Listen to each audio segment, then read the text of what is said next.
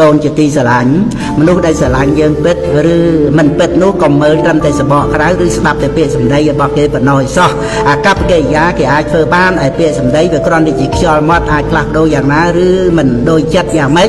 គឺចេះតែប្រព្រឹត្តទៅបានទាំងអស់មនុស្សដែលពោលថាស្រឡាញ់យើងស្គាល់ចិត្តស្គាល់ថ្លើមយើងនិងគោរពរាប់អានយើងនោះអាចគ្រាន់តែជាទឹកអបដែលបាញ់ដាក់មកឲ្យយើងសប្បាយចិត្តតែប៉ុណ្ណោះគឺគេអាចស្អប់យើងក៏បានប៉ុន្តែដើម្បីប្រយោជន៍អ្វីមួយទៅគេនិយាយគេមានអាកប្បកិរិយាយ៉ាងនោះឯងនោះដែលមិនធ្លាប់និយាយថាស្រឡាញ់យើងសម្បីតែម្ដងមិនធ្លាប់អួតសរសើរយើងណាម្ដងសោះប៉ុន្តែ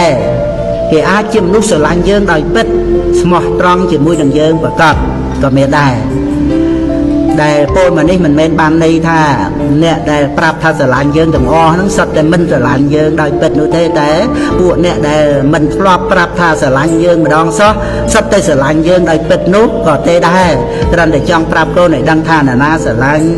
មិនស្រឡាញ់យើងដោយពិតនោះមិនមែននៅត្រង់សម្បកក្រៅនិងខ្យល់មាត់នោះទេគឺនៅត្រង់ការដែលធ្វើពិតដែលយើងត្រូវសង្កេតពិនិត្យក្នុងការយូរ